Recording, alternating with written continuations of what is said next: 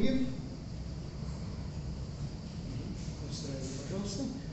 Значит, в Абхазском государственном музее зал Средневековья выставлены на ноябрь 2018 года, это дата съемок, следующие архитектурные детали из села Анпа Гудаутского района Республики Абхазия, это в 7 километрах от Нового Афона, в 3 километрах от Нового Афона. Значит, первое. Пусть так будет, обязательно галочка.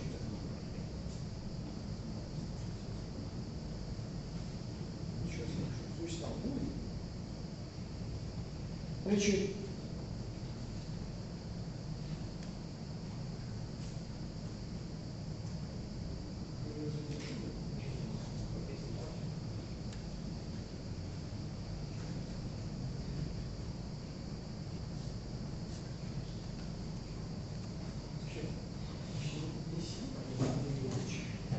выставлены следующие архитектурные детали. Известняковая плита алтарной преграды со сцены распятия и надписями на греческом и осантовали.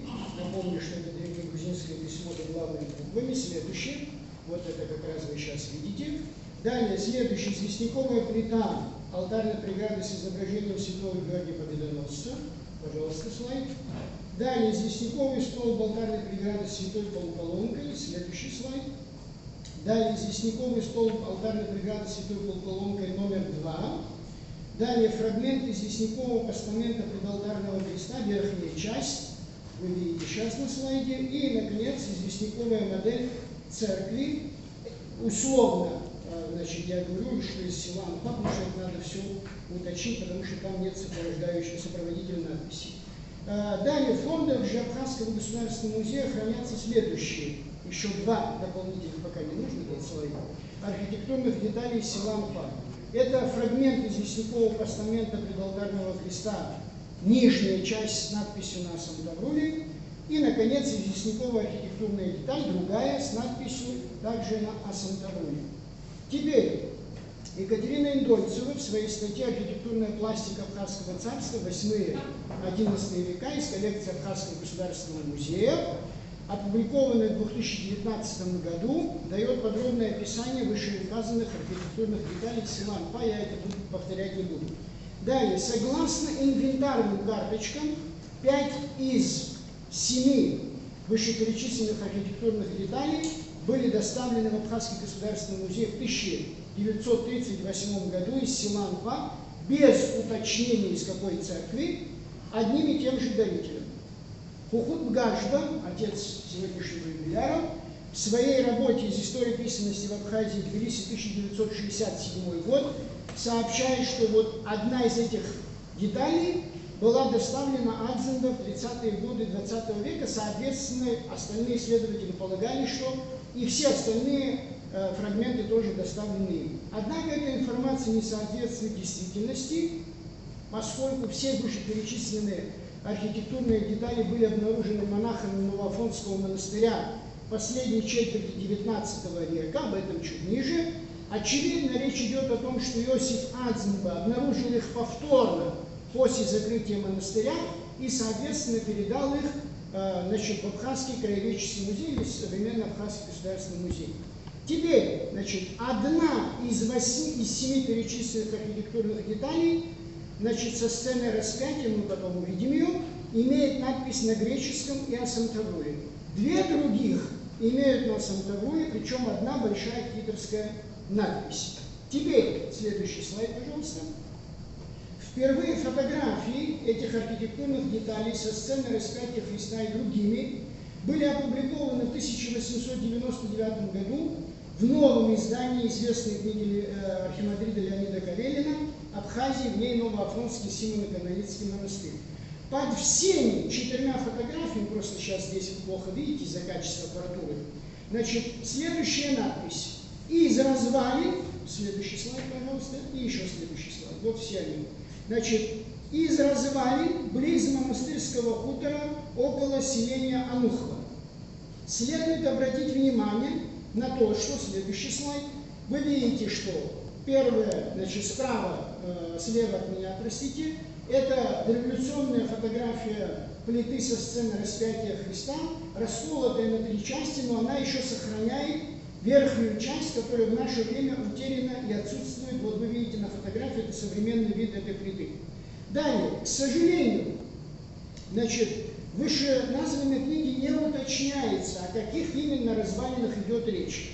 При этом вышеприведенная сопроводительная надпись однозначно нам говорит о том, что все эти архитектурные детали, причем с разными надписями на разных языках, из одной и той же церкви.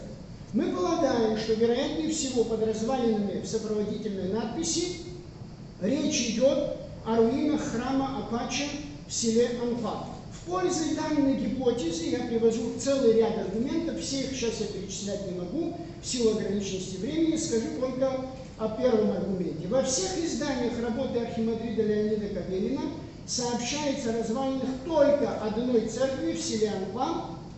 В этих же изданиях, следующий слайд, пожалуйста, впервые публикуется выполненная с фотографией Баханова литография с видом этой церкви. В фотографии написано: развалины храма в бывшем абхазском селении Ануха в области Новоафонского Симоно-Канонического монастыря.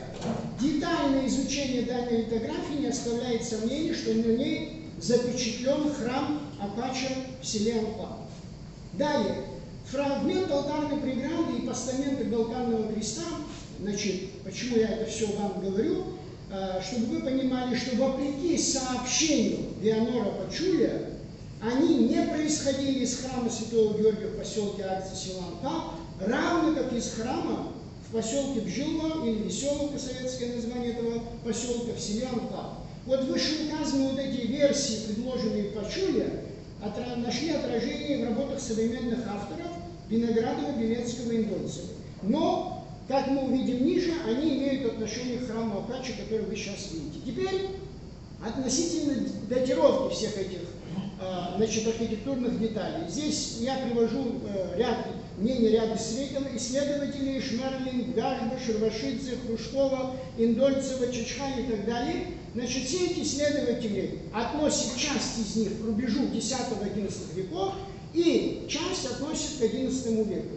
Значит, что касается непосредственно плиты алтарной преграды со сцены распятия, то, значит, Рене Шмерлинг датирует ее XI веком, с ней соглашаются остальные исследователи, в том числе, например, Хрущкова. Индольцева говорит о вероятности того, что все перечисленные в ее статье архитектурные детали села Анфа, которые схожи по стилю и характеру украшения, являются за исключением двух фрагментов предалтарного креста частями одной и той же алтарной преграды. Она датирует рубежом X-XI веков. Значит, дальше я привожу мнение и Хрущкова, и других исследователей, об этом не буду говорить, вы это прочитаете в докладе. Теперь перейдем непосредственно к самой надписи. Следующий слайд, пожалуйста. Значит, теперь ни один исследователь, значит, не обратил внимания и не дает вот в этих работах, перечисленных мною, на эту греческую надпись, которую вы видите выше, равно как и не дает, значит, надпись на Сантавруле, сделанная вот здесь, здесь и вот здесь. Значит, привожу эту надпись. Сделана она вот на этой плите сверху, состоит всего лишь из одного слова, написано заглавными буквами, но при этом с артиклем и надстрочными знаками, которые не характерны для заглавной греческой письменности. Это слово следующее: «Иставросис», в переводе с греческого означает «распятие». Некоторые особенности этой надписи. Артикль женского рода, который вы здесь видите, в отличие от всех последующих букв, вырезан в объемной форме, что очень странно. Значит, далее. Над тем же артиклем женского рода наблюдается знак густого греческого придыхания со знаком острого греческого ударения «зосия», «аксия», хотя ее здесь не должно быть. Знак острого ударения над диграфом «ав» стоит на альфа. Значит, ближе к концу слова, если вы обратите внимание, буквы сужаются. Далее. Здесь же отметим, что ниже греческой надписи мы имеем несколько надписей на Сантавруле. Первая из них сделана вот здесь, над крестом на этой табличке. Она гласит: «Сей царь иудейский».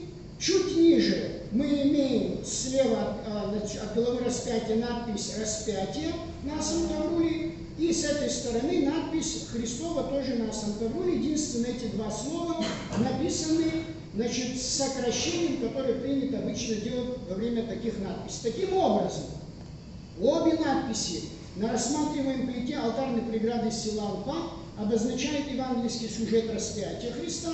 С левой стороны от креста мы видим фигуру, значит, полностью покажите, пожалуйста, назад, назад еще, назад, назад, еще, пожалуйста, еще назад, еще, стоп. Вот, здесь мы имеем, значит, полный рост фигуры Богородицы, здесь Иоанна Богослова, причем вообще без каких-либо надписей, и здесь мы имеем двух ангелов, также без какой-либо надписи. В завершение позвольте обозначить ряд вопросов, которые требуют дальнейшего дополнительного исследования. Почему на одной и той же плите алтарной преграды из церкви села Алпа мы имеем надпись на двух языках, при этом на второй плите из той же алтарной преграды с изображением святого Георгия вообще отсутствуют сопроводительные надписи? Эти надписи на двух языках были сделаны одновременно, либо одна из них первичная, другая вторичная. Какая из надписей может быть первичной?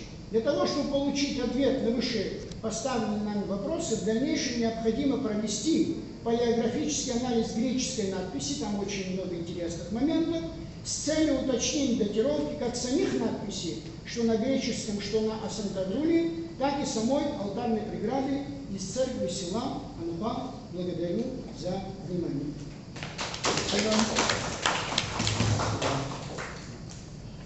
Следующий доклад